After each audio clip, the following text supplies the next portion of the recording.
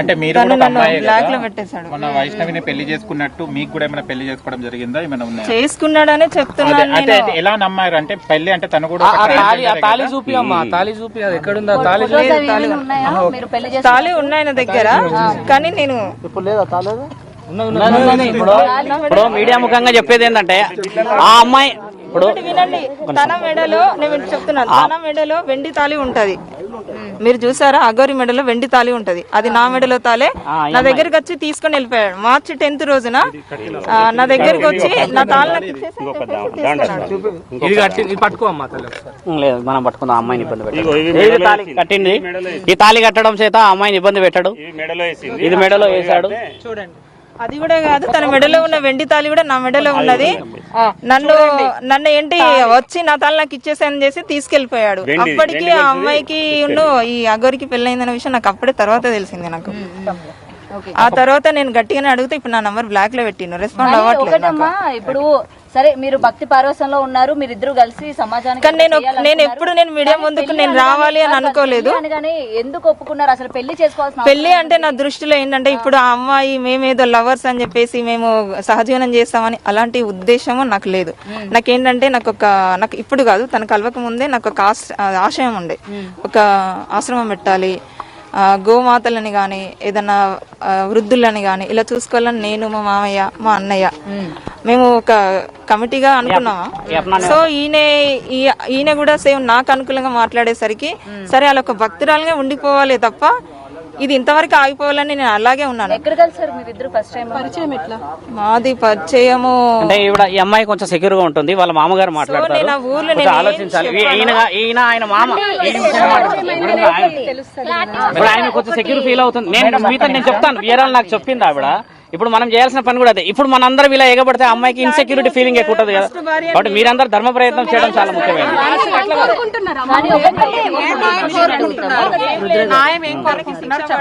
ఇంకో అమ్మాయి నాలాగా ఇప్పుడు ఆ వర్షిని అమ్మాయి కూడా ఏంటంటే తను చిన్నపిల్ల.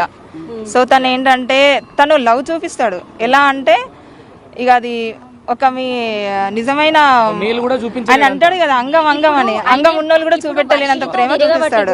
3 నెలలు అవుతుంది. 3 నెలల్లో మీరెందుకు ముందుకు రాలేకపోయారు? ఇప్పుడు వాళ్ళు పెళ్లి చేసుకుంటున్నాము మేము నిజంగానే, నాకు 15 days బ్యాకే తెలిసింది. మీరు ముందుకు వచ్చారు కదా, అంతకు ముందు నుంచి కూడా 15 days బ్యాకే తెలిసే. మీరు వాళ్ళకి అంటే ఇది నిజం, ఇది జరిగిందని చెప్పేసి మీరు ఓపెన్ అయితేనే మిమ్మల్ని జనాలు రిసీవ్ చేసుకోగలుగుతారు.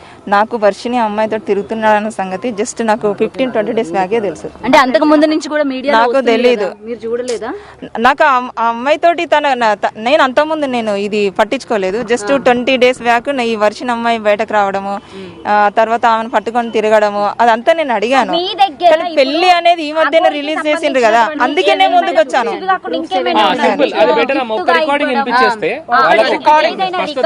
ఎందుకంటే నిజంగా మీరు భార్య అని చెప్పడానికి ఏమైనా ప్రూఫ్స్ ఉంటే చూపించండి. నా దగ్గర వాయిస్ రికార్డ్స్ నేను పంపిస్తాను. ఇలా అగోరి డైరెక్ట్ గా రాధే నా భార్య స్వామి తల్లి తెలుసు తల్లి. మీరేమవుతారు? మామని అవుతుంది తల్లి. అది తాళి కట్టినప్పుడు January 1 హ్యాపీ బర్త్డే కేక్ వస్తాను వచ్చిండు. అది తల్లి కొన్ని విషయాలు నాకు దాచిపెట్టింది. ఏం చెప్పిందంటే తల్లి మాట్లాడుతాను కదా, అది ఏం చెప్పిందంటే హ్యాపీ బర్త్డే కేక్ వస్తాను వచ్చిన తర్వాత ఈమెగా అవి ఒక దండాలు అవి చూపెట్టినాం కదా, అవి వేసింది. అదే గిట్ల ఎత్తారు కానీ ఇంకోటి చాయనుగా పసుపు కొమ్మ ఎందుకు కడతారు? ఏమైంది తల్లి ఇదంటే మా అమ్మాయి నేను తర్వాత చెప్తుంది అంది. అన్న తర్వాత కొన్ని విషయాలు ఈ అమ్మాయి కూడా భయపడి దాచిపెట్టింది. తర్వాత నాకు చెప్పేసిన తర్వాత యూట్యూబ్లో ఇక ఇట్లా చూసి ఈమె మామయ్యకి ఇట్లా అయిందట అంటే నేను కూడా చూసిన. ఎందుకంటే నేను ఎక్కువ సెల్లు చూడను, పని నేను చూసుకుంటూ వెళ్ళిపోతాను.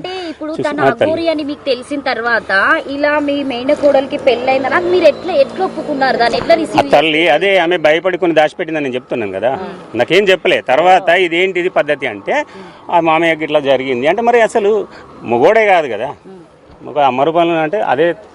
నాకు కూడా కొన్ని చెప్పిండు ఏంటంటే మనం ఒక ఆశ్రమం పెడతా, అలా గోశాల పెడదాం, ధర్మం కోసం పోరాటం చేద్దాం అని చెప్పిండట. అని మాయ మాటలకి మోసపోయింది.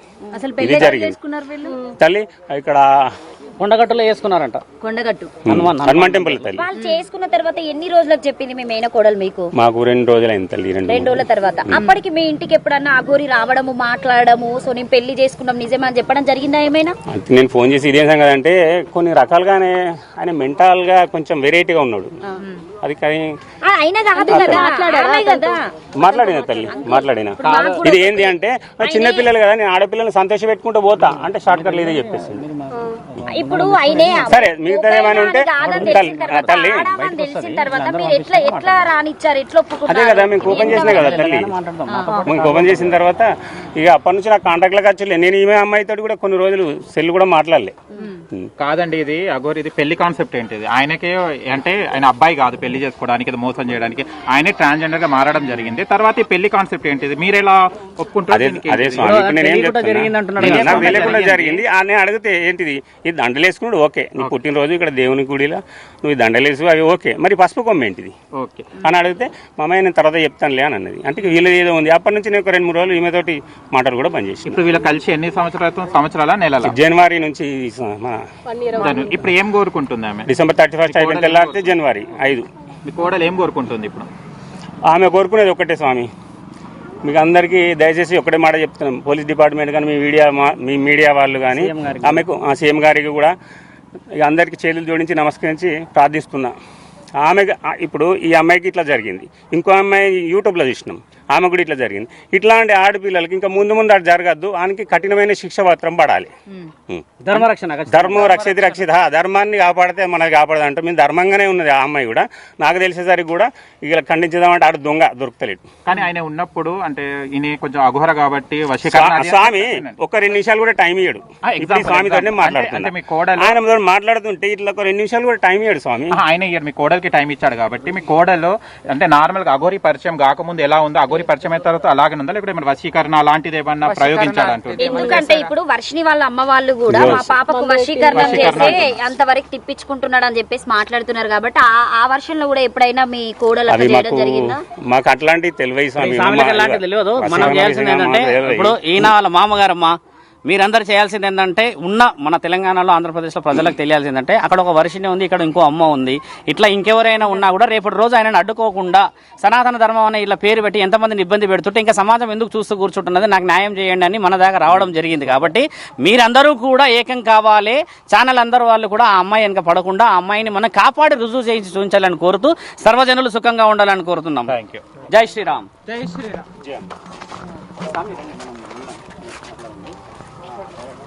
నమస్కారం మిత్రులందరికీ, నేను శివరుద్ర సాధువుని. గతంలో చాలా విషయ వివరణలో ధర్మరక్షణకై తిరుగుతూ నిన్న మొన్నటి